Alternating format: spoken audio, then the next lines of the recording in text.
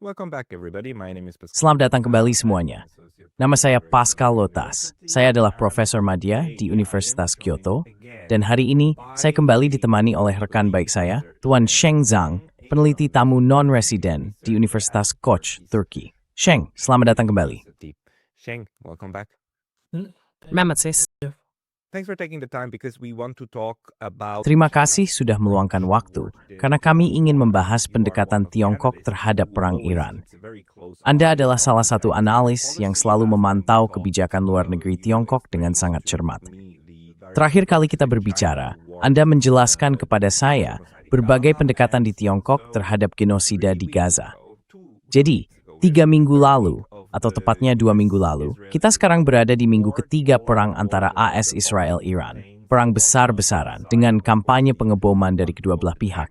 Dan tentu saja serangan terhadap Iran yang tidak diprovokasi. Namun, ketika ada rancangan resolusi Dewan Keamanan minggu lalu yang diajukan oleh Amerika Serikat, resolusi itu mendapat dukungan dari sejumlah besar negara dan tidak mengutuk Amerika Serikat maupun Israel, melainkan serangan Iran terhadap negara-negara teluk tetangganya. Resolusi itu disahkan. Saya tidak pernah menyangka hal itu bisa terjadi. Saya selalu berasumsi bahwa Tiongkok Rusia pasti akan memveto.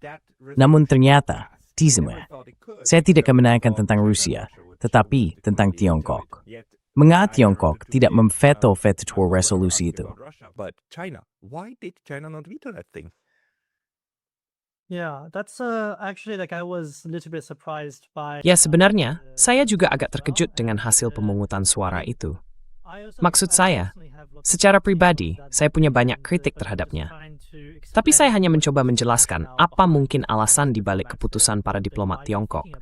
Apa yang mereka pikirkan ketika mengambil keputusan itu, tanpa bermaksud membelanya.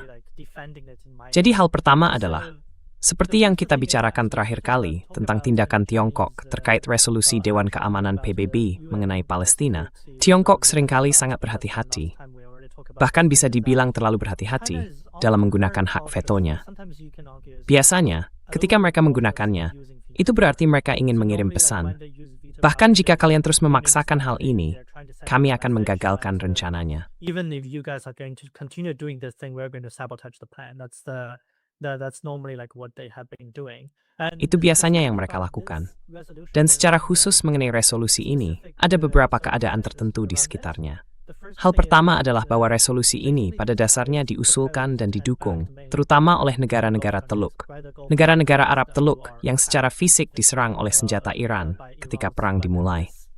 Tentu saja, Iran melakukan itu sebagai pembalasan atas invasi AS dan Israel ke Iran. Namun, latar belakang dari resolusi khusus ini adalah bahwa monarki teluk merasa mereka telah diserang dan ingin mendorong sesuatu yang mengutuk serangan tersebut. Dan bagi pihak Tiongkok, mereka merasa bahwa tentu dapat mendukung sesuatu yang mengutuk serangan AS dan Israel terhadap Iran.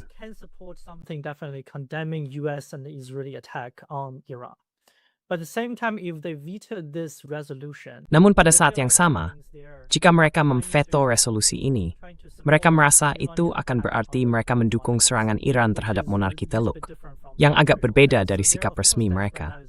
Sikap resmi mereka saat ini pada dasarnya adalah bahwa semua pihak harus menghentikan perang. Dan tentu saja, mereka lebih banyak menyalahkan pihak Israel dan Amerika. Jika Anda melihat rekaman video diskusi di PBB selama pemungutan suara ini, Anda dapat melihat perwakilan Tiongkok sangat lugas dalam menjelaskan mengapa mereka memilih abstain, alih-alih mendukung resolusi tersebut.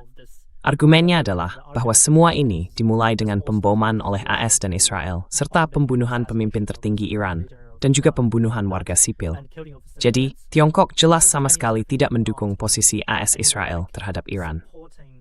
US is really stands over Iran. But at the same time, they feel like if they veto this particular Namun, pada saat yang sama, mereka merasa bahwa jika mereka memveto resolusi tertentu ini, hal itu akan membuat negara-negara Arab teluk merasa seolah-olah Tiongkok mendukung serangan Iran terhadap fasilitas mereka. Dan saat ini, Tiongkok masih menghargai persahabatannya dengan kerajaan-kerajaan teluk. Kita bisa membahas hal itu nanti. Apakah Tiongkok seharusnya merasa demikian, atau ada kritik terhadap hal itu? Tetapi untuk saat ini, yang dipikirkan pemerintah Tiongkok adalah bahwa Igyasing magkwatratas hangin ang bimaythat, tembratiksays, obol sa chang ant rap di teluk. Close relationship and friendly relationship with the Arab monarchies in the Gulf, and that's one important background. Another thing, Dan itu adalah salah satu bagian penting dari latar belakangnya. Hal lain adalah bahwa pihak Tiongkok tidak mengira itu akan menjadi satu-satunya resolusi. Karena, seperti yang kamu tahu, setelah itu, pada 11 Maret, saya rasa pihak Rusia mengusulkan resolusi lain yang mengecam semua serangan terhadap warga sipil, yang tentu saja mencakup apa yang dilakukan oleh Israel dan Amerika pada awal perang. Dan Tiongkok memberikan suara mendukung resolusi itu. Resolusi tersebut lebih berfokus pada kritik terhadap semua serangan terhadap warga sipil dan menuntut agar semua pihak menghentikan perang. Dan jika kamu melihat bagaimana Rusia merumuskannya, resolusi itu jelas ditujukan kepada Amerika Serikat. Dan Tiongkok memberikan suara mendukungnya.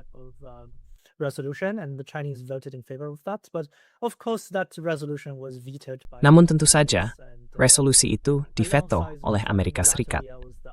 Dan bersamaan dengan itu, saya pikir Latvia adalah satu-satunya negara lain yang berpihak pada Amerika Serikat dalam pemungutan suara tersebut. Jadi, itu merupakan momen yang sangat mengecewakan ketika resolusi itu diveto. Namun saya pikir yang dipertimbangkan oleh pihak Tiongkok adalah bahwa untuk mempertahankan semacam sikap yang mereka klaim seimbang dalam isu ini, mereka tidak akan memblokir kecaman terhadap serangan Iran yang diajukan oleh Bahrain. Pada saat yang sama, jika Rusia atau Iran mengajukan sesuatu yang mengecam serangan Amerika Serikat dan Israel terhadap warga sipil, Tiongkok juga akan memberikan suara mendukung hal itu. Jadi saya pikir itulah alasan di balik langkah mereka.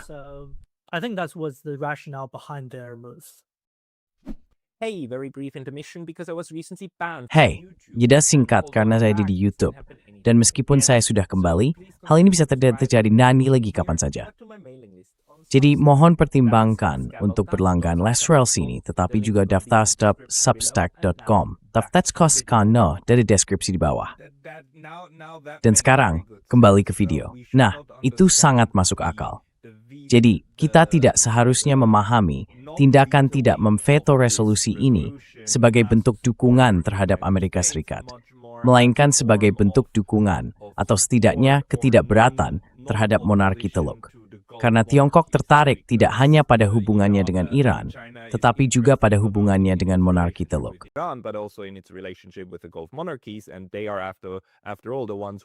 Dan bagaimanapun juga, merekalah yang meminta Dewan Keamanan untuk melakukan sesuatu atas nama mereka. Lalu rancangan resolusi itu diajukan.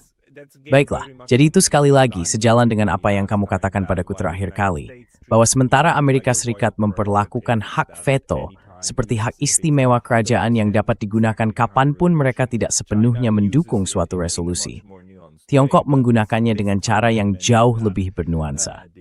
Namun kali ini, hal itu berarti resolusi yang mengecam Iran disahkan. Bagaimana hal itu dipersepsikan di dalam Tiongkok? Atau bagaimana perang itu, awal mula perang, perkembangannya, bagaimana hal itu dipersepsikan di dalam Tiongkok sejauh yang bisa kamu lihat dari media lokal?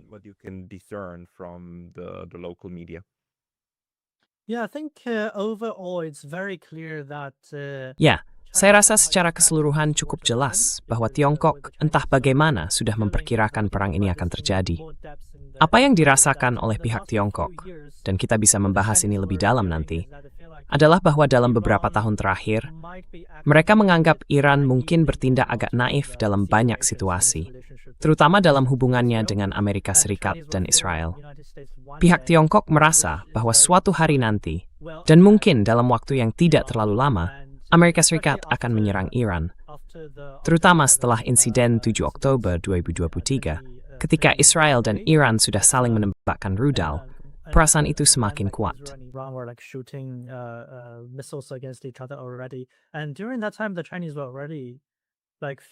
Pada saat itu, Tiongkok sudah merasa bahwa Amerika Serikat suatu hari nanti akan bertindak melawan Iran dan melancarkan semacam serangan yang lebih besar.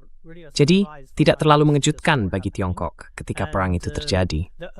Secara umum, perasaan di kalangan warga sipil Tiongkok adalah bahwa mereka sangat-sangat bersimpati terhadap Iran. Dan saya akan mengatakan hal yang sama juga berlaku bagi pemerintahnya. Pada awal perang, sebenarnya orang-orang Tiongkok agak pesimistis. Hal itu terlihat dari suasana, media, dan komentar masyarakat. Saya pikir hal itu juga menjelaskan mengapa pemerintah Tiongkok bersangat tenang pada awal perang.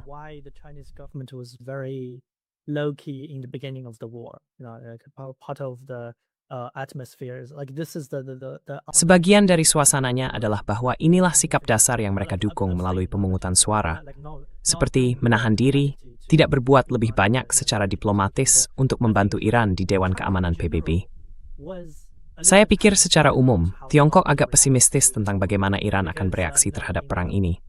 Karena, kamu tahu, terutama sejak tahun lalu, ketika Israel membombardir Iran, pihak Tiongkok merasa betapa mudahnya bagi Israel untuk membunuh tokoh-tokoh penting di Iran, baik seseorang seperti Haniyeh, anggota Politbiro Hamas, maupun para pemimpin dan komandan penting Garda Revolusi Iran.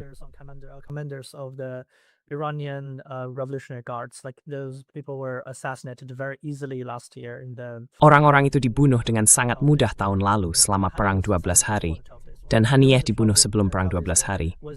Namun selama perang itu, pihak Tiongkok agak kecewa dengan kinerja Iran, bertanya-tanya, mengapa negara itu begitu mudah disusupi oleh Mossad? Mengapa para komandan militer tertinggi begitu mudah dibunuh? Tak lama setelah itu, pada awal tahun ini, kita melihat protes atau kerusuhan, tergantung bagaimana Anda menyebutnya, terjadi di jalan-jalan kota Iran. Semua peristiwa itu membuat pihak Tiongkok merasa, bahkan cukup kuat, bahwa mereka tidak terlalu optimistis terhadap kemampuan Iran untuk mempertahankan diri jika perang pecah lagi.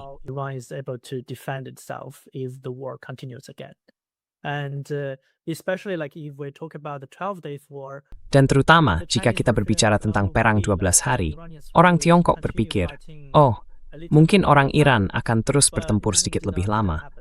Tapi itu tidak terjadi. Perang berakhir setelah 12 hari. Itulah sebabnya disebut perang 12 hari. Jadi, pada awal perang ini, pemerintah Tiongkok dan kemudian masyarakatnya juga tidak memiliki harapan yang terlalu tinggi terhadap Iran. Dan itu bukan karena orang Tiongkok tidak menyukai Iran. Siswa akan mengatakan bahwa mereka semangat ingin Tugini Boak. Mereka memiliki beberapa harapan dan terkadang imajinasi pada Iran yang tidak sejalan dengan situasi sebenarnya di sana. Namun tetap saja, mereka Iran sehampir terkecil begitu.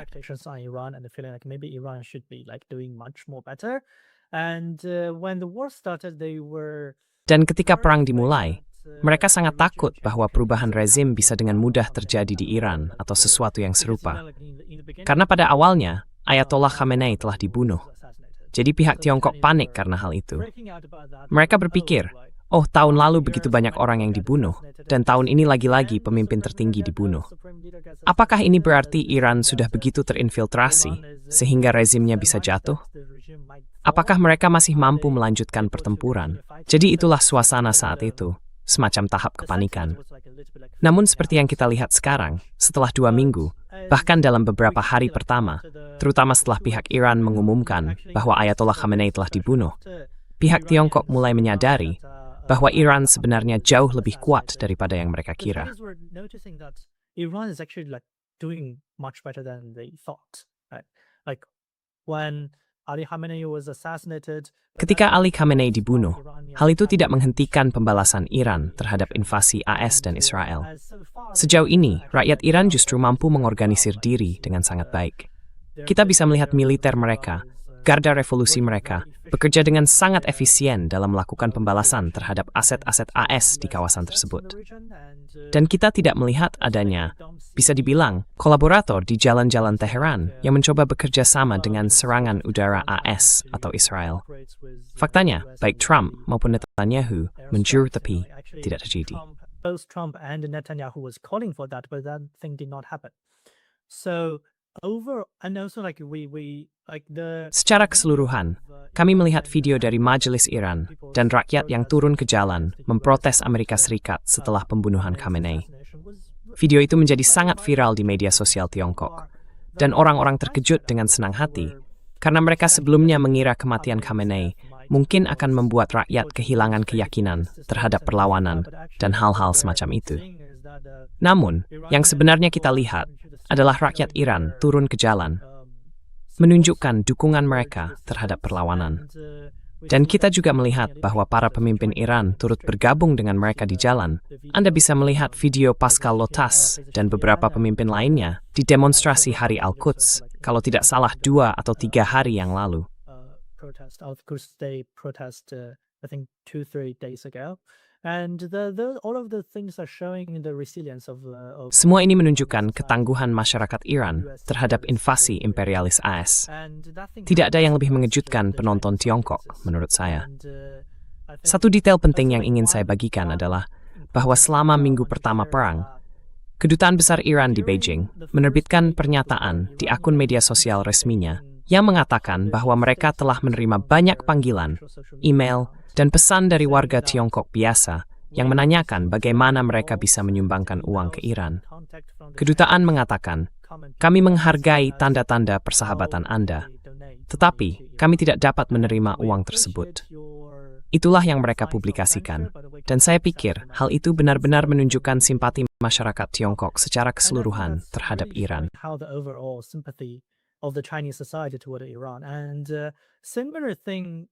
Hal serupa terjadi pada rakyat Palestina dalam 2 tahun terakhir. Selama genosida di Gaza, Kedutaan Palestina di Tiongkok juga menerbitkan pernyataan serupa, mengatakan bahwa mereka telah menerima begitu banyak komentar, email, dan panggilan yang menanyakan cara berdonasi, tetapi mereka tidak menerima donasi yang diawasi saat itu. Itu adalah sesuatu yang unik dari reaksi masyarakat Tiongkok terhadap rakyat Palestina dan Iran. Misalnya, orang Israel tidak pernah mendapatkan hal seperti itu. Kedutaan Israel di Beijing tidak pernah perlu mengeluarkan pernyataan yang mengatakan, kami memiliki begitu banyak orang yang ingin berdonasi kepada kami. Karena biasanya orang tidak ingin melakukan itu. Jadi saya pikir itu adalah contoh yang baik yang menunjukkan sentimen umum rakyat Tiongkok. Okay, so the sympathies are very, very clearly distributed. Baik, jadi simpati itu sangat-sangat jelas terbagi. Namun, pendekatan pemerintah Tiongkok, saya katakan cukup sulit. Karena di satu sisi, tampaknya Beijing tidak ingin membiarkan Iran terkatung-katung dan menderita sendirian. Di sisi lain, ini juga menjadi masalah bagi Tiongkok karena perang kini berdampak pada Selat Hormuz.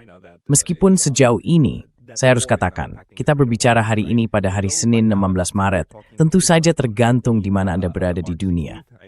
Pernyataan yang kita dapatkan dari pihak Iran adalah mereka ingin mengizinkan kapal-kapal dari negara sahabat dan kapal-kapal dari negara yang memenuhi beberapa kriteria tertentu untuk lewat. And ships of nations that fulfill a couple of checklists, and one of the things we read, although I'm not entirely. Salah satu hal yang kami dengar, meskipun saya tidak sepenuhnya yakin seberapa benarnya, karena sumbernya dari Twitter, adalah bahwa kapal yang membawa minyak yang diperdagangkan dalam yuan akan diizinkan lewat. Saya tidak tahu apakah itu benar, tapi itulah yang sedang dibicarakan saat ini. Apakah Anda memiliki informasi yang lebih konkret tentang hal ini? Dan apakah Anda tahu ada reaksi dari Tiongkok mengenai bagaimana mereka memandang penutupan Selat Hormuz? Maksud saya, secara de facto, selat itu memang tertutup saat ini, meskipun tampaknya ada beberapa kapal yang berhasil lewat dengan izin dari Iran. Sebenarnya harus saya akui. With Iranian consent, actually, I must say. Yeah, so as I was talking about Ya, seperti yang saya katakan, menurut saya pihak Tiongkok memang sudah memperkirakan perang ini akan terjadi cepat atau lambat. Namun karena dampak dari perang 12 hari tahun lalu, mereka pada awalnya sangat pesimis dan sebenarnya cukup khawatir terhadap Iran di awal perang ini. Saya pikir, itulah alasan mereka bereaksi dengan sangat hati-hati. Dalam banyak kasus, mereka tidak ingin, kamu tahu, memilih pihak, lalu semuanya berantakan. Bagi Tiongkok, Dalistezing reswekung brisung rezim Assad di Suriah diplomatik selama lebih dari 10 tahun. Dengan riset soan isat benar kesalah antara Tiongkok dan rezim Gilani. Malikan, Itu memak. is tahu de better grow strength Tiongkok and Fukinews. Yeah, they want to avoid supporting the losing side. Ya, mereka ingin menghindari mendukung pihak yang kalah. Mereka tidak ingin rezim baru muncul dan secara otomatis membenci Tiongkok. Saya pikir itu sisi yang lebih pragmatis dari cara berpikir Tiongkok. Dan khususnya, saya rasa kasus Assad benar-benar meninggalkan kenangan buruk, atau bahkan trauma bagi pihak Tiongkok. Karena Assad sempat berada di Tiongkok. Kalau tidak salah, 2 atau 3 bulan sebelum rezimnya tiba-tiba runtuh dalam waktu kurang dari 10 hari. Jadi pihak Tiongkok sangat takut akan hal itu. Namun kali ini, saya pikir mereka cukup terkejut secara positif dan mulai benar-benar memahami ketahanan serta kekuatan nasional Iran. Saya berasumsi bahwa semakin lama perlawanan Iran bertahan, semakin besar pula kemungkinan Tiongkok akan menunjukkan dukungan melalui tindakannya. Expect China to be more supportive in its actions, because right now we're getting to the third. Karena sekarang kita sudah memasuki minggu ketiga perang. Maksud saya tidak ingin menyoroti Tiongkok saja dalam hal ini. Maksud saya begini, saya tidak bermaksud mengatakan hanya Tiongkok yang memiliki mentalitas tidak ingin berada di pihak yang kalah. Karena bahkan Barat pun melakukan hal yang sama. Jika kita melihat bagaimana Barat bereaksi terhadap perang di Ukraina, misalnya, pada awalnya, Barat merasa bahwa, Ukraina mungkin akan jatuh. Jadi sebenarnya, jika kita melihat dukungan utama dari Barat, maksud saya dukungan militer yang diberikan ke Ukraina, itu baru datang hampir sebulan setelah perang dimulai. Sebelumnya, Barat masih ragu-ragu, seperti, apa yang harus kita lakukan? Haruskah kita memberikan ini, atau tidak?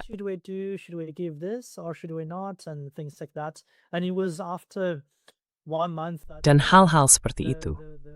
Sekitar 1 bulan kemudian, ketika pemerintah di Kiev menunjukkan bahwa mereka bisa terus berperang, Barat mulai memberikan dukungan yang lebih besar, terutama dengan menyediakan senjata dan pasokan untuk Kiev. Jadi saya tidak mengatakan bahwa Tiongkok akan langsung memberikan senjata atau semacamnya. Saya tidak memiliki informasi orang dalam tentang hal itu.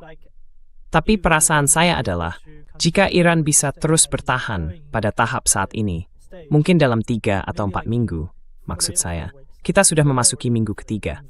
Jadi mungkin minggu ini atau minggu depan, yang berarti sekitar 1 bulan, Anda mungkin akan melihat dukungan diplomatik Tiongkok terhadap Iran menjadi lebih kuat dari sebelumnya.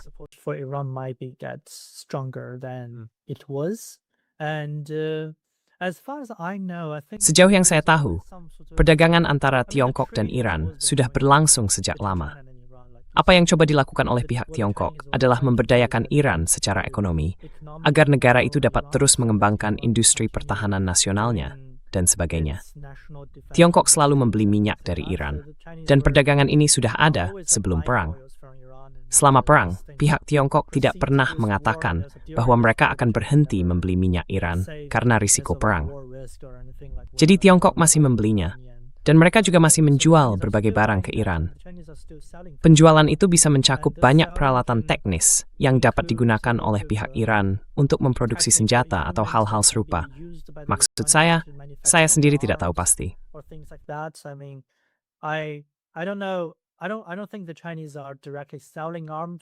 Saya tidak berpikir Tiongkok saat ini secara langsung menjual senjata ke Iran, tetapi mereka menjual banyak peralatan yang berkaitan dengan industri nasional Iran.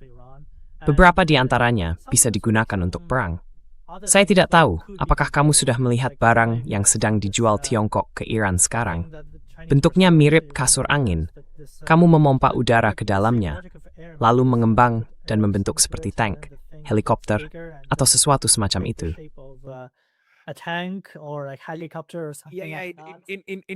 Tank Dub dan Tuat Leaf dan Buta Semangum Pen, Spy Time Torp. Ya, kamu bisa menempatkan benda itu di luar sana untuk membuat Amerika Serikat atau Israel menghabiskan rudal mahal mereka. Itu adalah sesuatu yang dijual oleh Tiongkok kepada mereka sebelum perang dan juga selama perang. Dan hal lainnya adalah drone. Seperti yang kamu tahu, Tiongkok kini merupakan produsen drone terbesar di dunia dan memiliki beberapa teknologi drone terbaik. Tiongkok leicester itu kepada Iran sebelum perang, selama perang.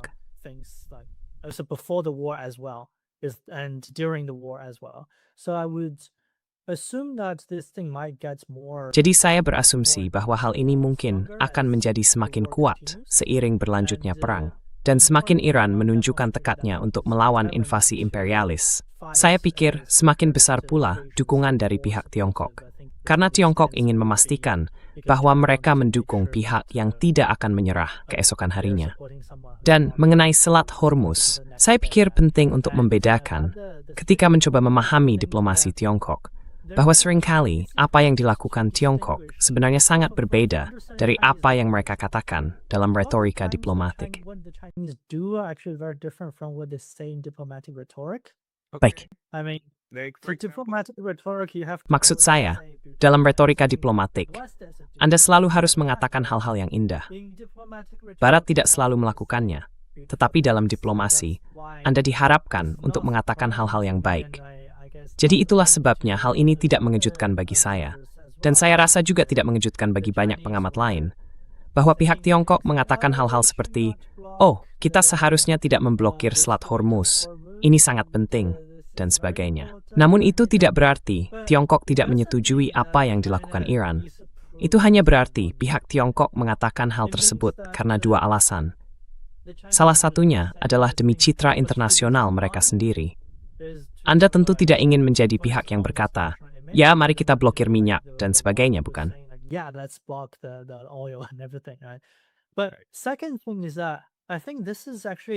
Hal kedua adalah saya pikir ini sebenarnya mengirimkan sinyal tekanan kepada Barat.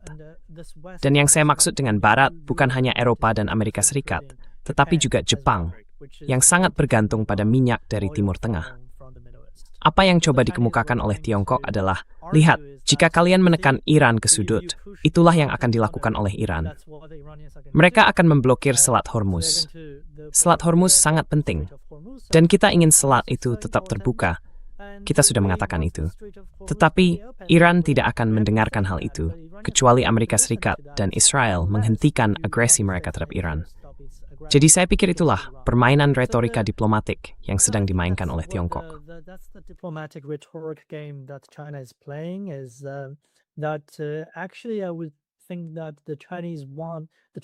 Sebenarnya saya pikir pemerintah Tiongkok ingin Iran bertindak dengan sangat tegas, dan bahkan dalam beberapa hal sedikit lebih agresif dalam tindakannya di kawasan, membela keamanan nasionalnya sendiri, sementara Tiongkok dan Rusia memainkan peran diplomatik, berusaha meyakinkan lebih banyak negara di Eropa, dan mungkin Jepang serta Korea Selatan, untuk menyadari pentingnya memberi tekanan kepada Amerika Serikat dan Israel jika itu memungkinkan.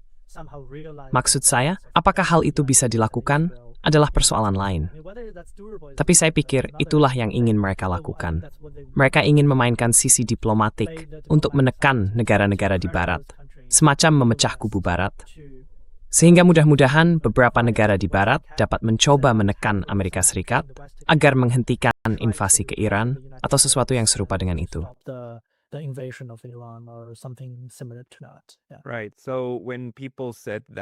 Benar. Jadi ketika orang-orang mengatakan aneh bahwa Tiongkok seolah hanya duduk diam dan membiarkan semuanya terjadi, sementara yang lain berkata, "Oh tidak, Tiongkok akan campur tangan mendukung Iran." Maksud saya, tidak ada dari keduanya yang benar-benar terjadi. Tiongkok jelas mengamati situasi ini dengan sangat-sangat cermat dan jelas mendorong Iran untuk berbuat lebih banyak. Di sisi lain, mereka tidak tertarik untuk terlibat secara langsung. Tapi ini pasti merupakan masa yang sangat menarik dan penuh pelajaran bagi Tiongkok, bukan? Maksud saya, mereka kembali menyaksikan untuk kedua kalinya dalam 4 tahun setelah Perang Ukraina, seberapa jauh Perang Rudal bisa berlangsung. Dan tentu saja, kita sudah melihat sebagian dari itu dalam Perang 12 hari.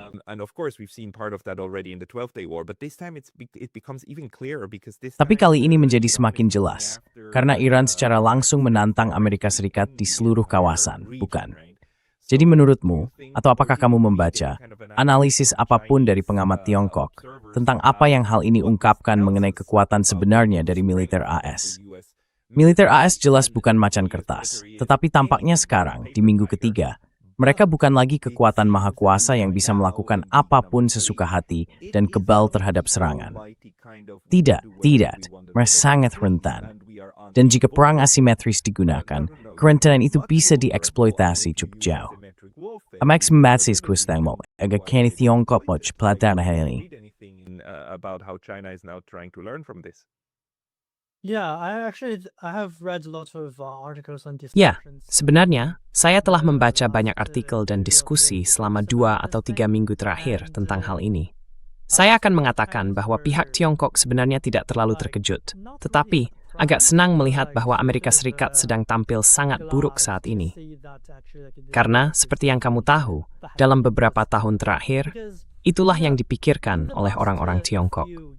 Ada banyak pakar militer dan peneliti yang sangat serius yang mengkhususkan diri di bidang ini. Argumen mereka adalah bahwa penurunan status Amerika Serikat sebagai negara adidaya terjadi jauh lebih cepat daripada yang diperkirakan siapapun. Sangat, sangat cepat dibandingkan dengan sejarah. Jika kamu melihat negara-negara adidaya dalam sejarah, seperti berapa lama Inggris bertahan sebagai salah satunya, itu berlangsung sangat lama. Tetapi, untuk Amerika Serikat, seorang kemamikais, with mass pasmiu, mungkin wasnak ada fermundismen vaso, in forward and you would. Was probably from 1991 to early 2000s, and that was the peak of US power, and right now we're only Itu adalah puncak kekuasaan Amerika Serikat. Dan saat ini, kita baru kurang dari 20 tahun sejak Perang Irak, tetapi kita sudah bisa melihat bahwa Amerika Serikat tidak lagi sekuat dulu. Dalam beberapa tahun terakhir, AS bahkan tidak mampu menumpas milisi Houthi ketika krisis radikal terjadi. Jadi, muncul perasaan bahwa, Amerika Serikat jelas sedang mengalami kemunduran. Dan dengan penculikan Maduro oleh AS, seolah-olah suara-suara pro-AS mulai muncul kembali. Ya, Amerika Serikat mampu the street called this. still able to kidnap important figures, but with what the United States is doing to Iran Namun, now, and dengan apa yang sedang dilakukan Amerika Serikat terhadap Iran saat ini, dan bagaimana orang-orang Iran, saya akan katakan, dengan sangat efisien melawan balik. Hal itu menunjukkan kepada Tiongkok bahwa analisis Tiongkok, bahwa Amerika Serikat sedang mengalami kemunduran secara militer, bukanlah penilaian yang salah. Justru itu penilaian yang sangat tepat. Dan hal ini menunjukkan bahwa mungkin Amerika Serikat masih mampu melakukan tindakan kecil dengan satuan khusus, seperti pencurian terbelahan dunia. Namun ketika berhadapan dengan kekuatan besar, bahkan kekuatan regional, Amerika Serikat mampu melancarkan sepekan 10-20 tahun lalu. competently as it was, like 20 years ago. And Especially not on the other side. terutama tidak di sisi lain dunia. Maksud saya, melakukan operasi semacam itu di Karibia, tepat di sebelah Florida, adalah satu hal, tetapi melakukannya di sisi lain dunia, di Iran, adalah hal yang berbeda. Dan tentu saja, jika melihat posisi Tiongkok, itu akan memberi Anda banyak wawasan tentang seperti apa sebenarnya konfrontasi dengan Angkatan Laut AS di Pasifik, bukan? The US Navy would look like in the Pacific, right? yeah, and also like not even to mention Ya. China and Russia. Dan juga, belum lagi menyebut Tiongkok dan Rusia sebagai saingan imajiner yang selalu dibicarakan Amerika Serikat dalam kemungkinan konfrontasi militernya. United States seems to be Namun jika kita membandingkan ukuran Amerika Serikat dan Iran, tentu saja AS tampak jauh lebih kuat dibandingkan Iran. Namun yang kita lihat sekarang adalah bahwa bahkan setelah mereka membunuh Soleimani, hal itu tidak mengubah gambaran keseluruhan. Iran kegompiang sangat sangat sas terhadap AS di kawasan tersebut.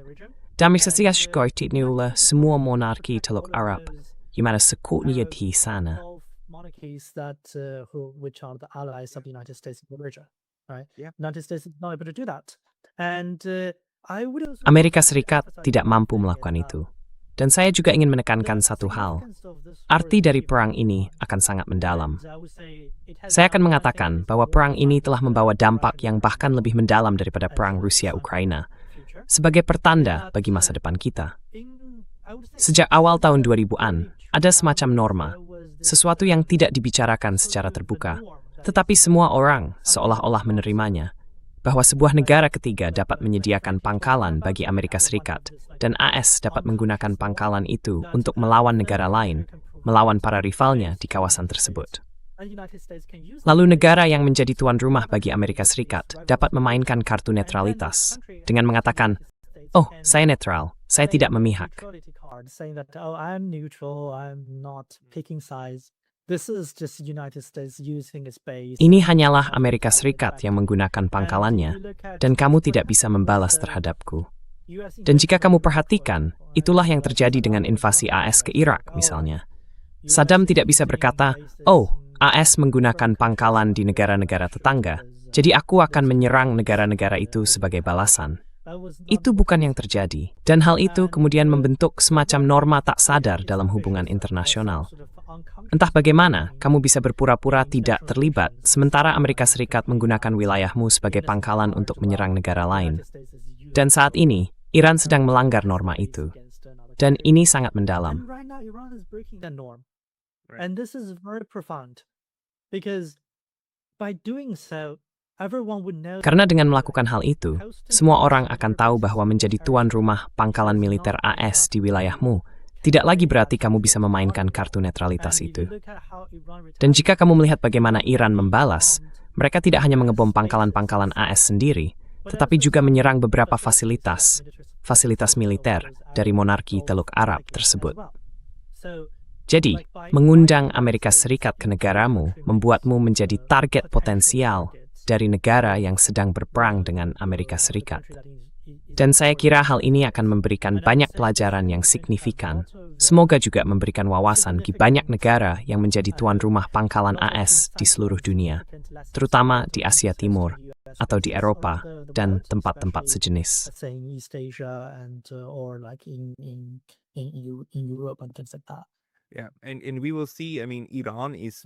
Dan kita akan lihat maksud saya, Iran kini dengan sangat jelas berusaha menegaskan bahwa jika Anda menjadi tuan rumah bagi pangkalan-pangkalan AS, hal itu tidak akan meningkatkan keamanan Anda.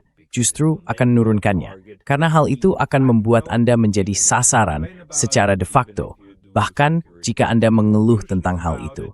Bahkan jika Anda mengeluarkan resolusi Dewan Keamanan tentang hal itu, Anda tetap akan menjadi sasaran. Jadi, singkirkan pangkalan-pangkalan itu. Dan memang, mereka mengatakan hal tersebut. Saya berbicara dengan Mohammed Marandi dari Universitas Teheran, dan dia berkata, kami tidak akan menghentikan perang sampai aset-aset Amerika Serikat hilang dan keluar dari kawasan ini. Dan jika monarki Teluk memahami hal ini dan benar-benar mengusir mereka, maka itu akan lebih baik. Namun, jika tidak, mereka akan terus menembak sampai aset-aset itu hancur atau ditarik. Jadi, sinyalnya sangat-sangat kuat, seperti yang Anda katakan.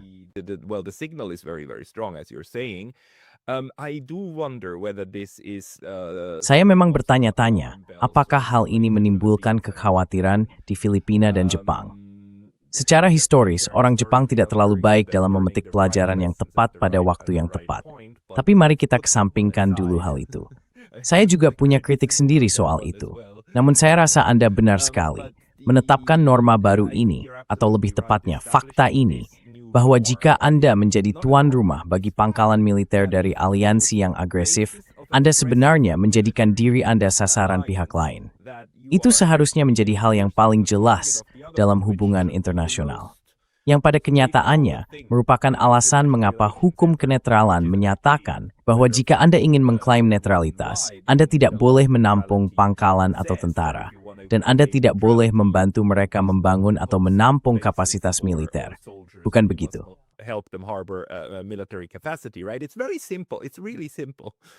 Ini sangat sederhana, benar-benar sederhana. Tapi yang itu tampaknya sedang berubah sekarang. Jadi, Tiongkok sedang memperhatikannya dengan sangat cermat. Apakah ada hal lain yang perlu kita ketahui untuk menafsirkan tindakan Tiongkok? Saya tahu misalnya bahwa Anda sedang mengerjakan sebuah makalah yang membahas hubungan yang Anda sebutkan di awal. Kedekatan dengan Iran sebagai anggota BRICS dan sebagainya. It's Rang DJ Sami, Tap Ngad Mitism adds the Bitang. Ya, jadi kita bisa membicarakan sedikit tentang hal itu. Saya akan mengatakan bahwa ini semacam kritik saya terhadap keterbatasan dalam kebijakan luar negeri Tiongkok saat ini. Karena seperti yang kita tahu, kebijakan luar negeri Tiongkok saat ini dibentuk oleh dua tradisi berbeda dari dua era yang berbeda. Yang pertama adalah tradisi Maois dari masa Mao Zedong, yang warisannya adalah semangat anti-imperialis, terutama anti-imperialis Amerika Serikat. Dan yang kedua adalah tradisi Dengis, setelah reformasi ekonomi yang dipimpin oleh Deng Xiaoping. Deng Xiaoping meninggalkan doktrin yang sangat menarik, yang menyatakan bahwa diplomasi harus melayani kepentingan ekonomi, bukan sebaliknya. Bukan begitu.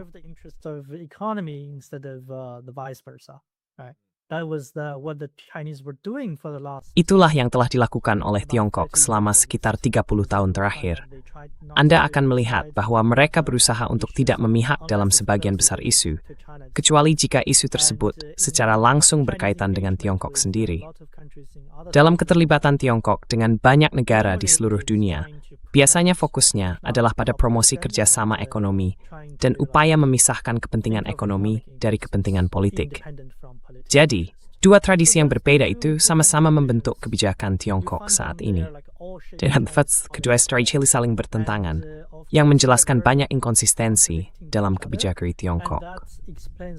Contoh kita saat ini adalah situasi antara Iran dan negara-negara Teluk.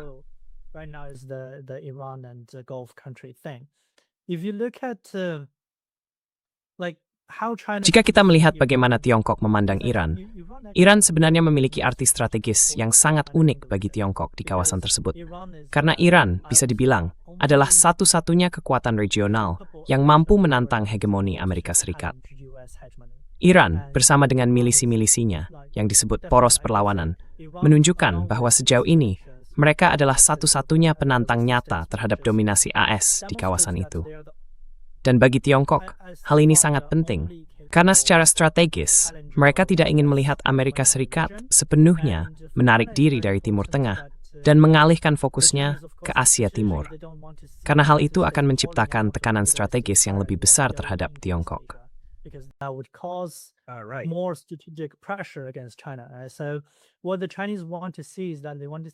Yang ingin dilihat oleh Tiongkok adalah Amerika Serikat terikat di berbagai wilayah, satu di Eropa Timur, satu di Asia Timur, dan satu di Timur Tengah. Sehingga kekuatan AS menjadi lebih tersebar dan akan jauh lebih mudah bagi kekuatan regional atau bahkan global untuk menembus kandang pembatasan yang dibuat oleh AS. Itulah yang sedang dipikirkan oleh Tiongkok. Jadi, Iran memiliki arti strategis dan politik yang tidak dimiliki oleh negara lain di kawasan tersebut.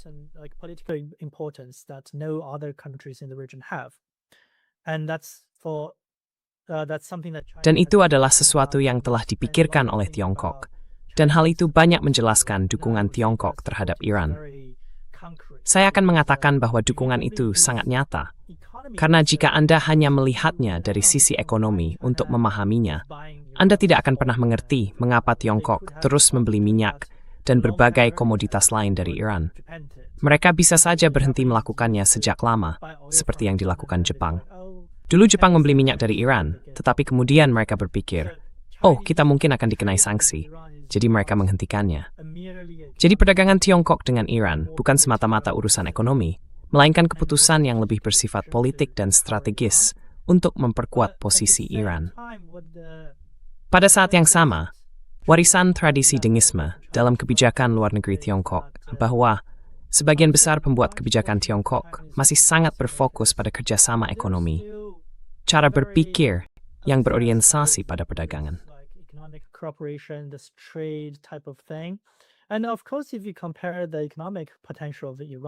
Dan tentu saja jika membandingkan potensi ekonomi Iran dengan negara-negara Teluk, negara-negara Teluk jauh lebih kaya dalam hal perdagangan.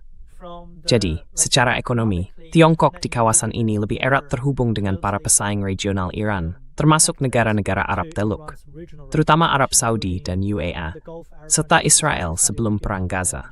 Selama Perang Gaza, hubungan diplomatik Tiongkok dengan Israel menghadapi masalah serius. Namun, dari tahun 2016 hingga Perang Gaza, itulah masa ketika Netanyahu, yang bisa dibilang sangat cerdas, berhasil memperdaya Tiongkok agar percaya untuk berinvestasi di Israel, yang kemudian mereka sesali.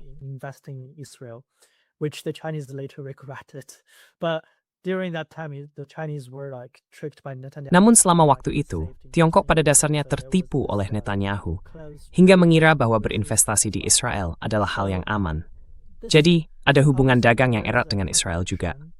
Saya akan mengatakan ada kontradiksi atau paradoks dalam diplomasi Tiongkok di Timur Tengah. Secara politik, Tiongkok lebih selaras dengan Iran dalam hubungan yang bahkan bisa disebut sebagai semacam aliansi de facto atau semi-aliansi. Namun secara ekonomi, kami sangat terhubung erat dengan monarki Teluk dan dulu juga dengan Israel. Hal itu sebenarnya menimbulkan banyak ketegangan dalam hubungan Tiongkok-Iran selama beberapa tahun terakhir. Salah satu titik ketegangan terbesar terjadi pada 2020 ketika Tiongkok menjadi tuan rumah acara yang disebut Dewan Kerja Sama Tiongkok Teluk yang in 2020 in 2020 there was China hosted this thing called China Gulf Cooperation Council, which was the first one housing Riyadh, and Xi Jinping. Itu adalah yang pertama kali diadakan di Riyadh. Xi Jinping pergi ke sana dan menandatangani sebuah pernyataan di mana Tiongkok, entah bagaimana, mengakui klaim wilayah UAE atas 3 pulau yang dipersengketakan antara Iran dan UAE. Saya tidak tahu apa yang dipikirkan oleh pihak Tiongkok, tetapi mereka memang mengakui hal itu, dan hal tersebut memicu reaksi besar dari Iran. Iran memanggil Duta Besar Tiongkok untuk menyampaikan protes, dan surat kabar konservatif Iran, Kaihan, yang dijalan oleh faksi garis keras anti-AS, bereaksi keras. Pemimpin redaksinya diyakini memiliki hubungan pribadi yang dekat dengan Ayatollah Khamenei.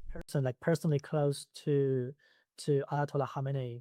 And that newspaper published Dan surat kabar itu menerbitkan pernyataan yang sangat keras tentang hal tersebut, secara langsung menyebut nama Xi Jinping. Mereka menulis, Tuan Xi Jinping, mengapa Anda melakukan ini? Jika Anda berpikir Iran tidak memiliki kedaulatan atas 3 pulau itu, apakah Anda akan merasa sama jika kami tidak mengakui Taiwan sebagai bagian dari wilayah Tiongkok? Wah, itu pernyataan yang sangat tegas. Saya rasa Xi Jinping harus mengirim utusan khusus ke Iran untuk berbicara dengan mereka dan berusaha menenangkan situasi. Namun masalahnya tidak terselesaikan. Pada tahun 2024, hal yang sama terjadi lagi terkait 3 pulau tersebut. Entah bagaimana, pihak Tiongkok tampak tidak keberatan dengan klaim UAE atas pulau-pulau itu, dan hal itu sangat melukai perasaan nasionalis di Iran. Jadi saya akan mengatakan bahwa ini merupakan semacam kontradiksi dalam keterlibatan Tiongkok di kawasan tersebut. Contradiction of China's engagement in the region, and another thing importantly is that Dan hal lain yang juga penting adalah bahwa Tiongkok, seperti yang Anda tahu, adalah negara satu partai. Partai yang mengendalikan senjata, bukan senjata yang mengendalikan partai. Begitulah cara orang Tiongkok memahami politik. Mereka percaya bahwa siapapun yang berada di ibu kota, siapapun yang berada di pemerintahan, harus mampu mengendalikan pemerintahan. Jadi, mereka membuat kesalahan. Saya pribadi berpendapat itu adalah kesalahan, bahwa Tiongkok selama ini hanya mengembangkan hubungan dengan pemerintah Iran, bukan dengan Garda Revolusi. Dan seperti yang Anda tahu, pemerintah Iran itu sangat, maksud saya, faksi pegawai negeri dari pemerintah Iran. Dan jika kita memahami politik Iran, mereka memiliki kelas ulama, dan mereka memiliki Garda Revolusi.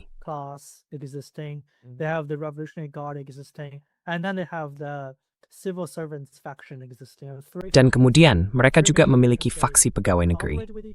Jadi, ada 3 faksi besar yang bekerja sama satu sama lain. Meskipun mereka sering memiliki pandangan dan kepentingan yang berbeda, para pegawai negeri cenderung lebih moderat, sementara Garda Revolusi lebih keras dalam hubungannya dengan Amerika Serikat dan Barat. Jadi, saya akan mengatakan bahwa Tiongkok membuat kesalahan dengan hanya membina hubungan dan pemerintahan sipil di Iran. Akibatnya, Tiongkok sering mendapat kesan bahwa Iran ingin negosiasi dengan Amerika Serikat, tidak hanya mengenai isu nuklir, tetapi juga hal-hal lainnya. Not only the nuclear thing, but also other issues as well.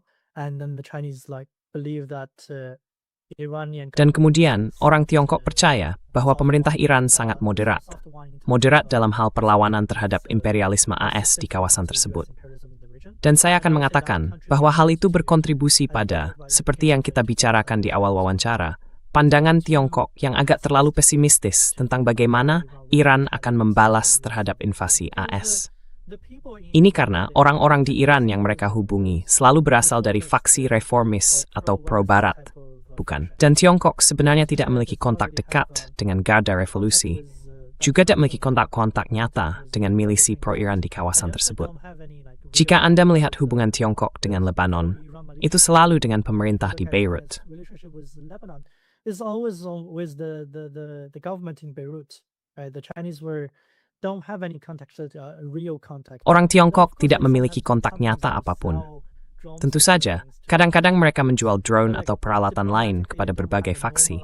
Namun secara diplomatik, mereka tidak memiliki saluran komunikasi yang teratur dan terlembaga dengan milisi pro-Iran, seperti misalnya Hizbullah atau Houthi. Mereka selalu berbicara dengan pemerintah pegawai negeri di Beirut atau dengan apa yang disebut pemerintahan dalam pengasingan dari rezim Yaman di Riyadh.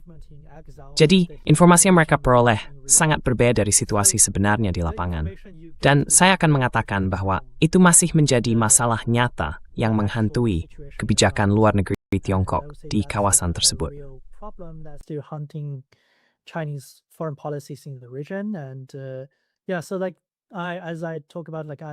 Ya, jadi seperti yang saya sebutkan, saya menulis tentang hal ini dalam sebuah artikel yang akan segera terbit di jurnal Asian Perspectives, yang diselenggarakan oleh Universitas Johns Hopkins dan disunting oleh Pusat Studi Asia di Universitas Koç di Turki. Anda akan dapat menemukan detailnya setelah diterbitkan.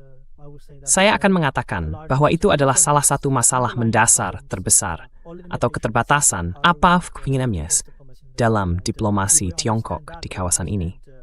Dan jika kita memahami itu, kita bisa melihat mengapa Tiongkok sering menggunakan retorika diplomatik yang tidak selalu dianggap menarik atau memuaskan oleh mikir anti-imperialis di seluruh dunia.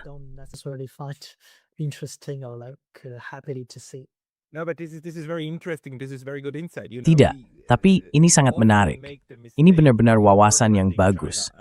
Kamu tahu, kita sering melakukan kesalahan dengan menafsirkan Tiongkok dan Iran terlalu banyak melalui kerangka liberal barat seperti, hanya sebuah otokrasi, struktur piramida.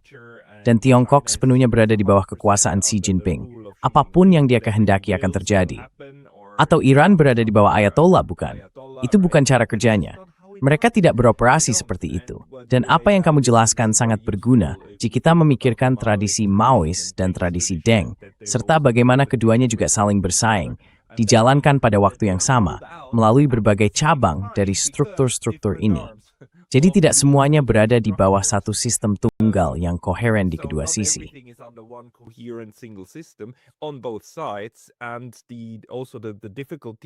Dan juga kesulitan bagi Tiongkok untuk benar-benar memahami bagaimana Iran sebenarnya berfungsi. Seperti yang baru saja Anda jelaskan, tentu ada tantangan dalam menjaga hubungan dengan semua pihak yang benar-benar penting, dan bahkan sekadar memiliki pemahaman yang tepat. Maksud saya, hal ini menunjukkan bahwa Anda bisa menjadi tetangga yang sangat dekat dan bagian dari klub BRICS, namun tetap menjadi teka-teki satu sama lain, bukan? Itulah lingkungan yang tampaknya membentuk cara mereka berinteraksi saat ini. Itu sangat berguna untuk diketahui. Mungkin untuk menutup, apa harapan Anda terhadap hubungan Tiongkok-Iran? Dan mungkin juga hubungan trilateral Tiongkok-Iran-Rusia.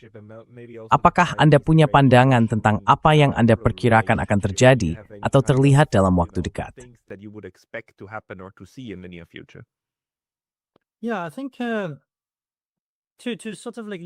Ya, saya pikir untuk menambahkan sedikit pada apa yang sudah kita bicarakan, bukan hanya Iran yang memiliki berbagai faksi, tetapi Tiongkok juga demikian. Ada orang-orang yang berpikiran lebih dengis, dan ada yang lebih Maois. Semuanya ada di Tiongkok, bahkan di dalam Partai Komunis Tiongkok sendiri. Misalnya, orang-orang di perusahaan milik negara Tiongkok, karena mereka berbisnis, seringkali lebih berorientasi pada ekonomi, lebih ke arah pemikiran dengis. Sementara itu, saya akan mengatakan bahwa militer dan lingkaran di sekitarnya lebih berorientasi politik, lebih politis dalam cara berpikir mereka, dan mereka cenderung lebih pro-Iran. Sedangkan orang-orang yang libat dalam perdagangan tidak itu.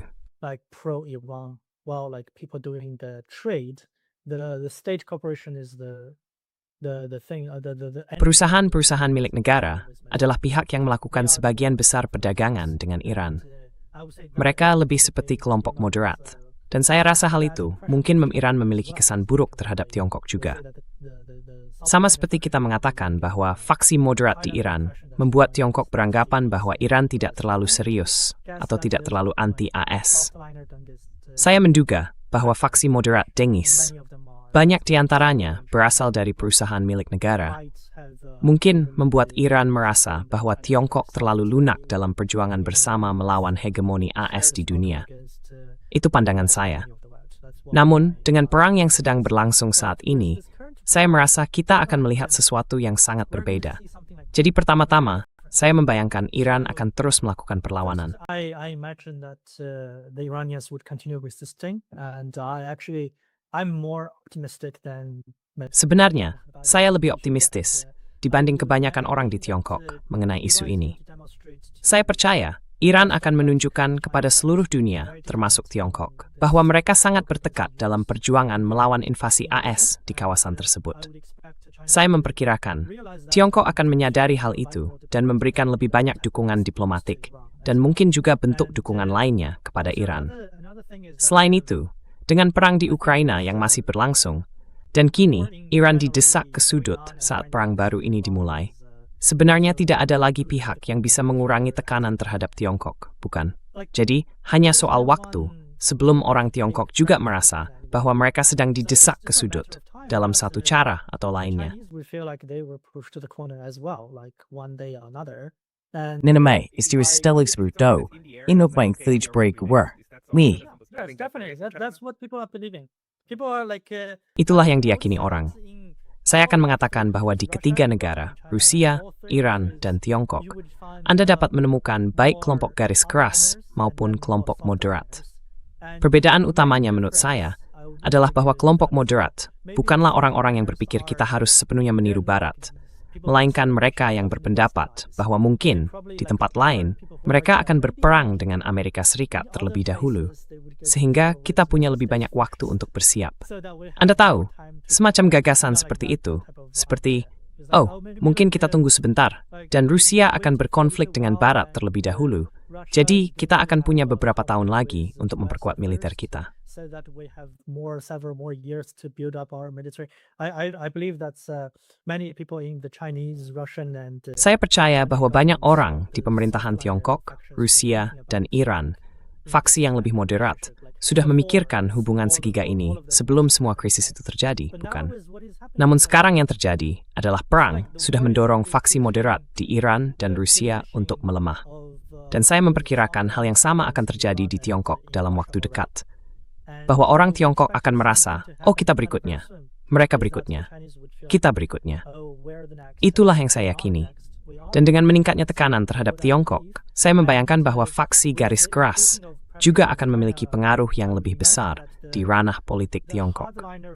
Saya berpendapat bahwa ini adalah tren jangka panjang yang akan terus berlanjut.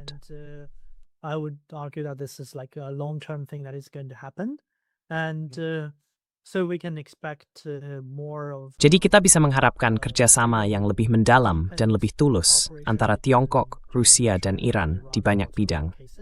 Saya membayangkan Tiongkok dan Rusia akan mengirimkan semacam dukungan kepada Iran. Dukungan diplomatik sudah pasti, tetapi mungkin juga bantuan teknologi atau sesuatu yang serupa. Mungkin mereka sudah melakukannya, karena kita bisa melihat bahwa rudal-rudal Iran berfungsi dengan sangat baik. Mereka mungkin menggunakan sistem satelit Rusia atau Tiongkok. Saya tidak tahu yang mana, tetapi pasti salah satu dari keduanya, atau bahkan keduanya. Jadi saya memperkirakan hal itu akan terus berlanjut dengan ketiga negara ini menjadi semakin dekat. Dan secara khusus mengenai keterlibatan Tiongkok di kawasan ini, saya berpendapat bahwa hal ini jelas membuka babak baru dalam dua hal utama. It's definitely opening a new chapter in two major ways.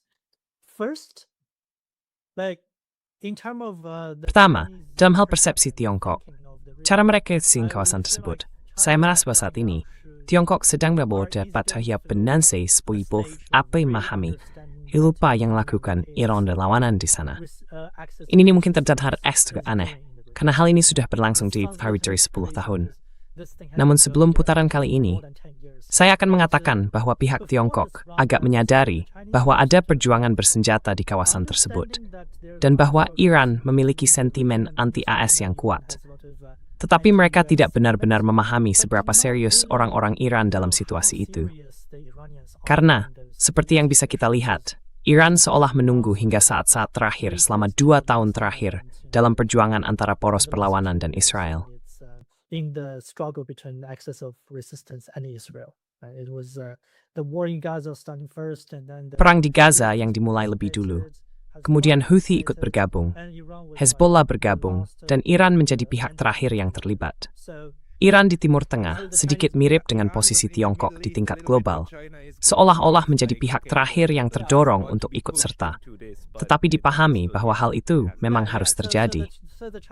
Sebelumnya, pihak Tiongkok berpikir bahwa mungkin perang ini berskala terbatas, mungkin tidak akan berkembang menjadi perang regional besar. Namun, dengan invasi Amerika Serikat dan Israel ke Iran tahun ini, serta perlawanan Iran terhadapnya, saya pikir ini adalah momen yang membuka mata dan memaksa Tiongkok untuk benar-benar melihat apa yang terjadi di kawasan tersebut. Hal ini juga, menurut saya, membantu suara-suara yang lebih pro-Iran di dalam pemerintahan Tiongkok untuk memiliki pengaruh lebih besar terhadap kebijakan mereka di kawasan itu.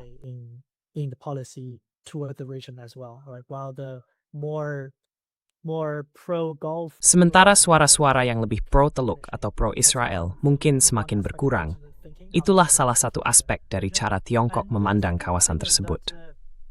Hal kedua adalah, di luar perspektif Tiongkok, saya merasa bahwa dengan kepemimpinan baru di Iran, saya memperkirakan mereka akan mampu menarik Tiongkok ke dalam situasi ini dengan cara yang lebih cerdik dibandingkan pemerintahan sebelumnya. Izinkan saya menjelaskan maksud saya.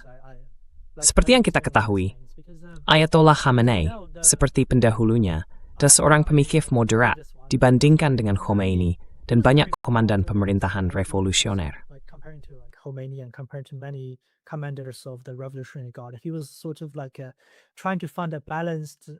Dia berusaha menemukan pendekatan yang seimbang antara pihak garis keras dan pihak yang lebih moderat. Dan dia juga sangat peduli dengan citra internasional Iran. Itulah sebabnya dia sangat menentang program nuklir dan berhati-hati terhadap bagaimana negara-negara sahabat seperti Tiongkok dan Rusia memandang Iran dan hal-hal semacam itu. Jadi dalam hubungan diplomatik antara Tiongkok dan Iran, pendekatannya sangat sopan. Dengan protokol lama, lebih elegan dan mempermakmul. Siznambayam tuaga timpulmintikku hamani, mustapa charat puaputs. Mujtaba Khamenei came into place. We understand that he's more influenced. Kami memahami bahwa dia lebih banyak dipengaruhi oleh Garda Revolusi. Dan kemungkinan besar Iran, setelah perang ini, setelah bagaimana Amerika Serikat dan Israel menyebabkan kerusakan padanya, saya membayang kebijakan Iran akan lebih berorientasi keras. Memblokir Selat Hormuz adalah bagian dari itu. Benar. Dan memblokir Selat Hormuz, sambil pada saat yang sama mengirimkan sinyal bahwa kapal yang menggunakan yuan Tiongkok akan diizinkan lewat. Sebenarnya merupakan cara untuk menarik Tiongkok ke dalam situasi ini. Apakah Tiongkok menginginkannya atau tidak? Tentu saja, akan ada orang di Tiongkok yang berpikiran lebih moderat. Orang-orang yang merasa tidak nyaman dengan hal ini.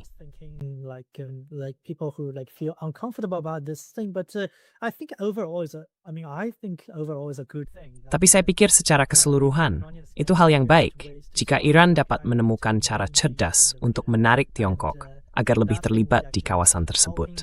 Hal itu sebenarnya akan membantu Tiongkok bergerak ke arah yang mendukung pembangunan dunia multipolar dan mendorong struktur anti-imperialis yang lebih luas secara global. Jadi itulah yang saya harapkan akan terjadi. Dan ya, saya tidak menganggap itu hal yang buruk. Saya pikir terkadang, kamu tahu, faksi garis keras di masing-masing negara mungkin harus menemukan cara untuk saling menarik ke dalam percakapan agar mereka bisa menyusun semacam rencana besar bersama. They can have something like a larger plan together. I think that's a very clever analysis. Saya rasa itu adalah analisis yang sangat-sangat cerdas dari Anda. Tapi itu juga menunjukkan mengapa, terutama pihak yang lebih moderat atau mereka yang lebih berorientasi pada perdagangan di Tiongkok, sekarang punya banyak alasan untuk berkata, mari kita berhati-hati. Mari kita berhati-hati. Mari kita lihat saja apa yang mereka lakukan. Mereka bilang mereka ingin menggunakan mata uang kita tanpa persetujuan kita. Mereka langsung melakukannya. Maksud saya, mari kita berhati-hati. Dan yang lainnya, mungkin sekarang seperti, ayo, mari kita dukung, dan sebagainya.